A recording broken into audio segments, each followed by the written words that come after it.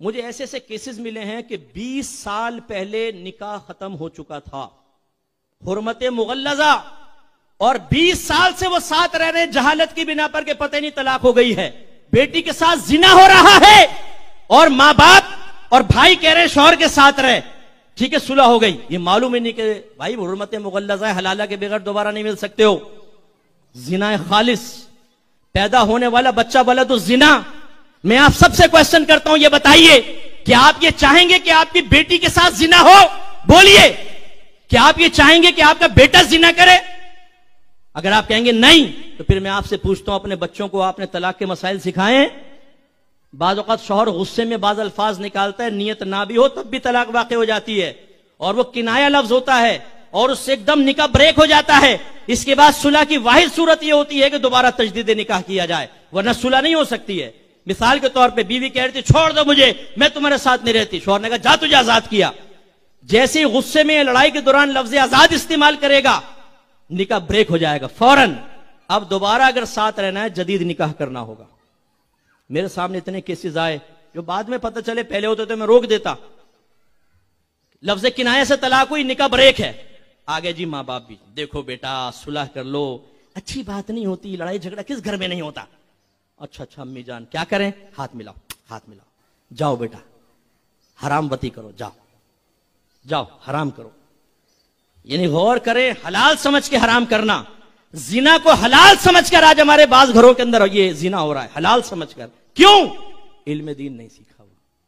میں آپ سب سے گزارش کرتا ہوں، ویسے ان الفاظ سے کنڈیشنل طلاق ہوتی ہے، ایک دم ڈائریکٹ نہیں ہو جاتی، لیکن یاد کیجئے گا اگر یہ الفاظ آپ نے ادا کیے ہیں تو کسی عالم دین سے اس کا حکم معلوم کریں کہ طلاق تو نہیں ہو گئی تھی۔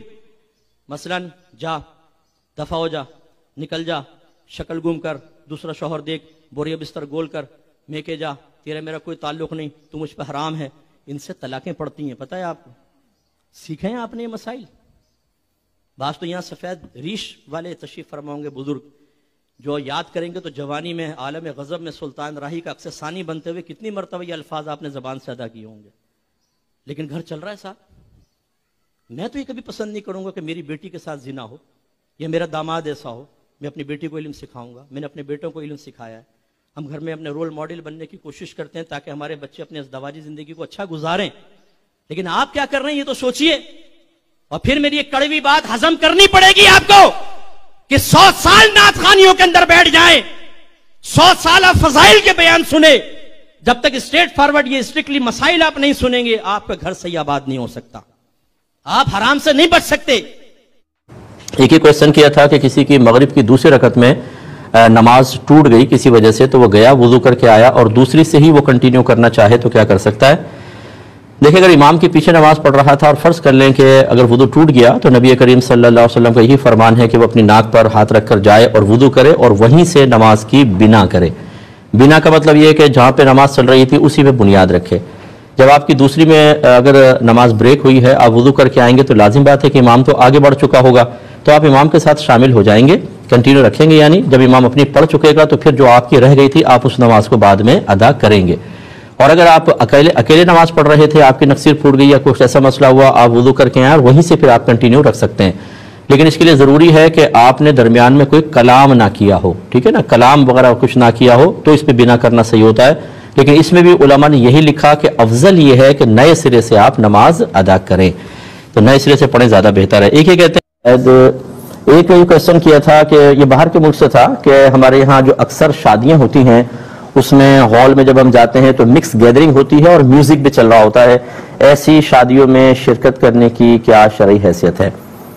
دیکھیں، یہاں مختلف مطلب مسائل ہوتے ہیں، اس کی مختلف صورتیں ہو سکتی ہیں۔ پہلی بات تو یہ کہ جو معظم دینی ہوں، جو عالم صاحب ہیں، کوئی مفتی صاحب ہیں، کوئی امام صاحب ہیں، انہیں حتی الامکان ایسی مکس گیدرنگ سے اجتناب کرنا چاہیے، اور اگر بالفرض اگر کسی مجبوری کے تحت جانا پڑ جائے، جیسے ان کی صاحبزادی کا نکاح کہیں ہوا اور سسرال والوں نے اپنے ان کے ہاں شادی ہو رہی ہے بلا لیا اور کوئی احتیاط نہیں کر رہے، اب اگر نہیں جاتے تو بیٹی کے لیے مسائل کھڑے کیے جا سکتے ہیں۔ بعض سسرال والے ایسے ہیں بامر مجبوری جا رہے ہیں، تو پھر ان سے گزارش کریں کہ بھی عورتوں کو ذرا ایک طرف کریں، وہ ایک سائیڈ میں بیٹھیں اور میوزک کو بند کروائیں، یہ لازم کریں، کیونکہ ورنہ پھر لوگ دلیل بنائیں گے کہ جی آپ دیکھیں عورتوں کے درمیان بیٹھے ہوئے ہیں یا عورتوں کو دیکھ رہے ہیں یا میوزک کے اندر بیٹھے ہوئے ہیں، تو یہ بہت ضروری ہوتا ہے۔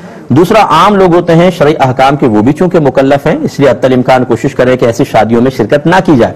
لیکن ایسی طرح کی کوئی مجبوری ہے جیسے میں نے آپ کو بتایا تو پھر اس میں مجبوراً چلے جائیں اور کوشش کریں کہ میوزک بند ہو. اگر میوزک بند نہیں ہوتا اور آپ کو نقصان کا، ناراضگی کا اندیشہ ہے تو کہیں کونے میں جا کے خواتین یا مرد حضرات بیٹھ جائیں، اپنے آپ کو اس گیدرنگ سے بچائیں اور دل میں لاحول پڑھتے رہیں کہ نبی کریم صلی اللہ علیہ وسلم نے ارشاد فرمایا کہ جو کسی ایسے مقام پر موجود ہو جہاں پر کوئی گناہ ہو رہا ہے اور وہ دل میں اس کو برا جانتا ہو تو وہ ایسا ہی ہے جیسے اس جگہ موجود نہیں. اور اگر کوئی کسی جگہ موجود نہیں، وہاں گناہ ہو رہا ہے اور وہ شخص اس گناہ کو اچھا سمجھ رہا ہے تو وہ ایسا ہے جیسے وہاں موجود ہے. تو اس لیے آپ جا کر تھوڑا سا سائڈ میں بیٹھ کر اس طرح کوشش کریں. ایک مختصر سا بریک لیں گے ہمیں. اور بچے کے کان میں اذان دینا سنت مبارکہ ہے، فرض یا واجب نہیں ہے. اور طریقہ یہ ہوتا ہے کہ اس کو گود میں لے کر سیدھے کان میں اذان اور الٹے کان میں اقامت. بعض نے کہا 3 دفعہ اذان اور بیچ میں 2 دفعہ اقامت، ایک دفعہ بھی کر لیں تو کافی ہے، ٹھیک ہے نا. سیدھا اور قبلہ رخ کھڑے ہو جائیں اور کوئی باشرہ آدمی اور نیک آدمی سے اذان دلوائیں تو بہت بیسٹ ہے.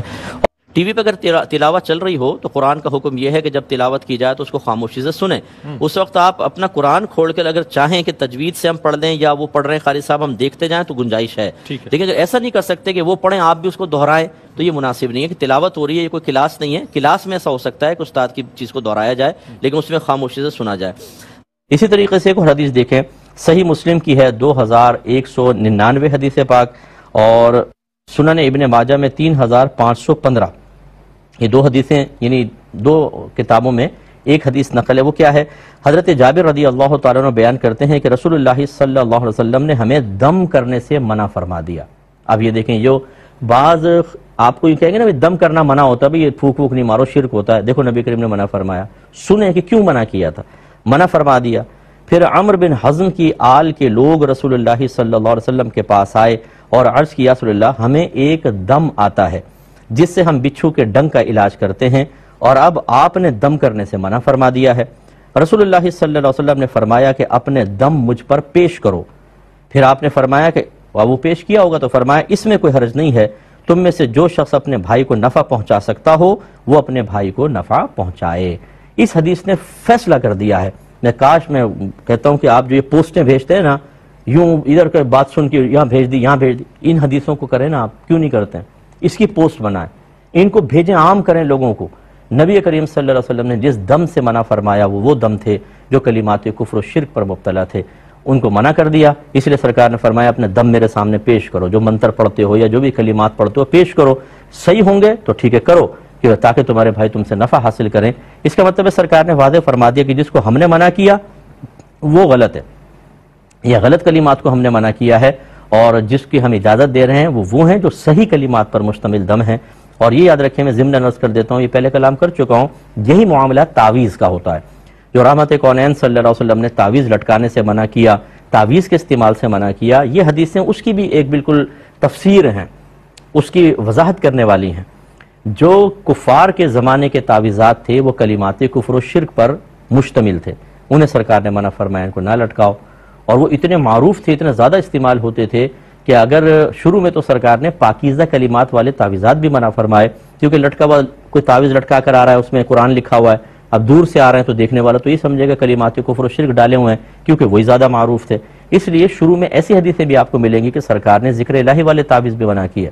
لیکن پھر خود صحابہ کرام علیہم رضوان کہتے ہیں، اور یہ پیچھے حدیثیں گزری ہیں، کہ ہم بچوں کے گلوں میں یہ لکھ کر لٹکا دیا کرتے تھے، اعوذ بکلمات اللہ التامات من شر ما خلق.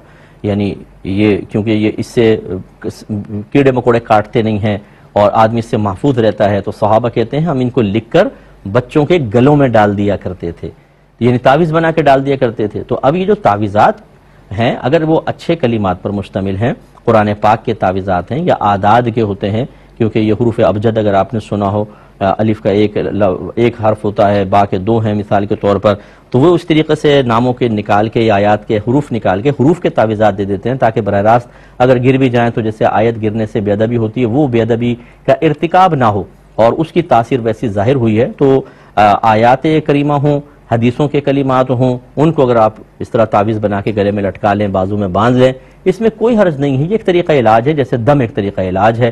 جن تعویذات کو منع کیا گیا اس کی بھی یہی تعویل کی جائے گی کہ اس میں ناجائز کلمات ہوں یا مبہم قسم کے الفاظ کے، جیسے آپ بعض تعویذات دیکھیں نا، یہ عاملین لکھ دیتے ہیں، وہ یوں ٹیڑھے میڑھے لفظ ہوں گے، اکلوسو پکلاسا پتہ نہیں کیا کیا، وہ اس کو پڑھ کے آپ کو لینگویج ہی سمجھ میں نہیں آئے گی.